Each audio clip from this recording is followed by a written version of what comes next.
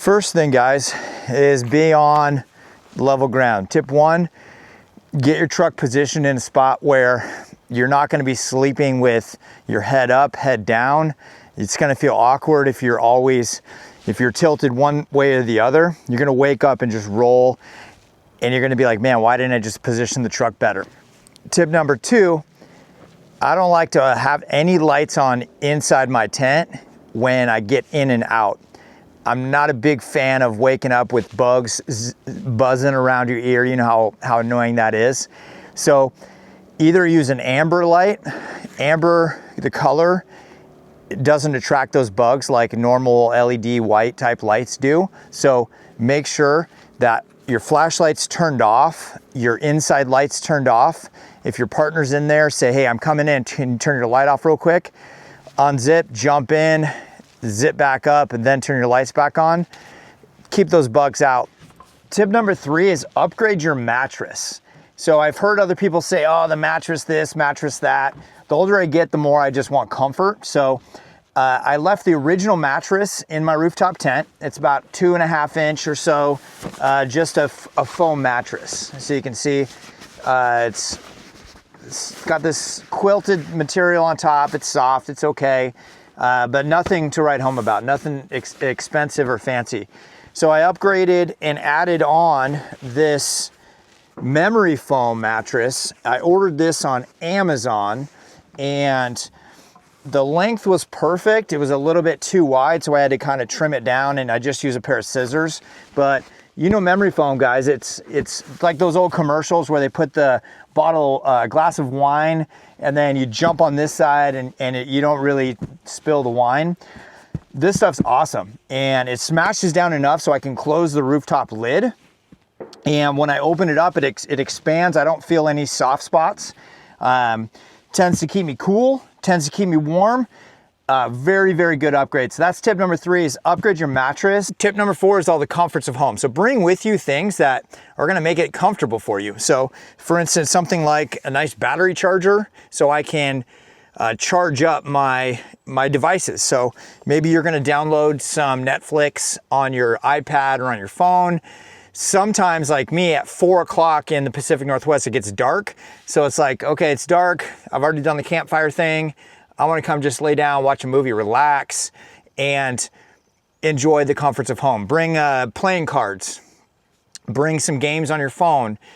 Bring some things with you, snacks, water, up in the tent, so you have those comforts where you're feeling really comfortable. If your tent is big enough, Mr. Heater Buddy, right? Staying warm always makes you feel good. Yeah, you can rock that in your rooftop tent, Mr. Heater Buddy, okay? Anyhow, so that's tip number four, bring those comforts of home. Number five, all right? This one's gonna sound totally weird, and it works for dudes, is bring a pee bottle, all right? Something that will 100% not leak. Usually you're gonna want a large mouth, wide opening bottle that you can actually pee into. So I've been camping where it's pouring down rain outside. It is freezing cold. I am comfortable in my tent. The last thing I wanna do is get out and go pee, right? So for the guys, have a pee bottle, something that completely seals tight, if you know what I mean. And that's a nice little trick right there. Number six. So in and out of the tent, make sure you have headlamps, right? You and your partner, your sidekick, have a headlamp. So it's the last thing you want to do is get stumbling down the outside the tent. I mean, you're off the ground a pretty good ways. So have a headlamp so I can get this open, turn on the headlamp, shined away from my tent so I don't attract bugs inside here. Number seven is protection. So not sure what you're thinking when I say protection, but I'm talking about bear spray. So this stuff works great. Pull this and start spraying. Now, the cool thing is I can have this netting here. I can spray right through this, anything that I don't have to get out of the tent. And I think this goes like 30 feet. So I could literally hold this and spray it right through the windows, my right side, my left side, straight out the back. Even the skylight. right? Anything like that. So I think that's more of a security thing. You probably will never need to use this, but it just makes you feel comfortable when you're hearing weird stuff, you know, making noise, turn the lights on, scare off any varmint or whatnot that are around your tent or camp. But having some protection just makes you feel a little bit more comfortable, and I think that's a beneficial thing. So bring some bear spray. Okay, tip number 8 is waterproof your tent. So some of you are camping in Arizona and it's never gonna rain on you. Well, you know what I mean, sometimes, but here in the Pacific Northwest, it's gonna rain all the time. And having a waterproof tent makes all the difference. So they make that aerosol spray or squirt bottle spray for, like, I can't remember the name, but the Nick Wax or something like that. But you can get the spray and spray the whole entire outside of the tent, the canvas material on the outside. And then you can actually get some seam sealer, and you can probably get it for 12 bucks on Amazon, the seam sealer. And you want to cover all the seams. Anything where there's a needle and a thread going through, you can take this, it's kind of like a glue, and you literally just paint it on. So let me show you a couple examples of that. So here you can see in the corner, these seams have all been sealed, right?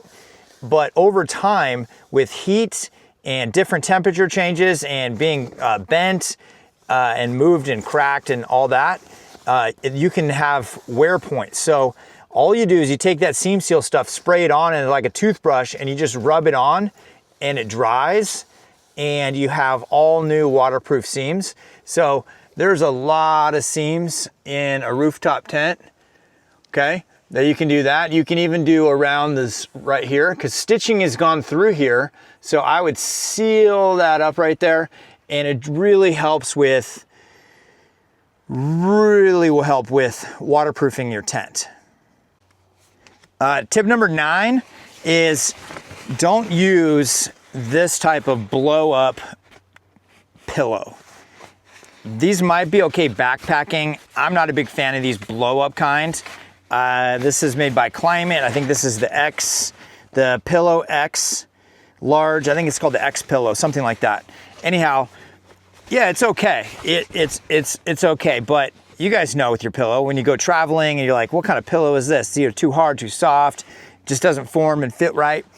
Makes for a horrible night's sleep. So definitely don't use this type of pillow. Bring with you a contractor garbage bag. Throw your pillows from home, tie them up, and you're good to go. You're gonna be really, really glad that you did. This is one that I use, and I would say this is like a real pillow, also made by Climate, and kind of a cool setup. Some of you guys have seen this pillow before. You just peel this back, because the outside is this nylon stuff, but you peel this back, and then you've got a nice fleece lined. It's more like polyester. Fold this over. And now I don't have any of that nylon-y stuff. So this is nice and soft. You can wash this. It's a really comfortable pillow, and it's a memory foam, so it can squish and feels good. It's not too hot, not too cold. So get a quality pillow. Tip number 10 is ventilation. So some of you are like, oh, it's cold out or it's raining out. I need to zip up all my zippers in my tent. So the idea is, though, you get condensation built up because it's colder outside, warmer on the inside, and you build up condensation along the inside walls. So if you don't have a proper ventilation and breeze going in, you're gonna end up with wet tent on the inside. So not good. So first thing I do is when I get in, I unzip everything to kind of air it out, right? So you got a nice aired out tent so it doesn't smell like any kind of plastic or smell like canvas and whatnot, so it smells okay. Secondly is I always have these, let's show you here. So this is always what I got going on here, and I just fold this down. So when I go to bed, I don't care if it's 30, 40, 50 degrees outside, these are always open. And if I get too much of a draft, I might close it just like this right here, but I'll have that on both sides. So I have the proper airflow going on, and I'm in my warm sleeping bag. So really important to not just seal everything down and you're gonna get wet on the inside, right?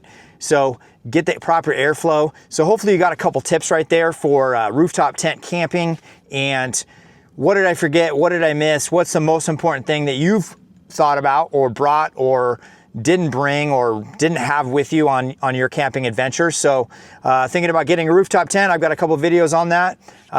Don't forget to like, share, subscribe. We appreciate you guys. We'll see you on the next one.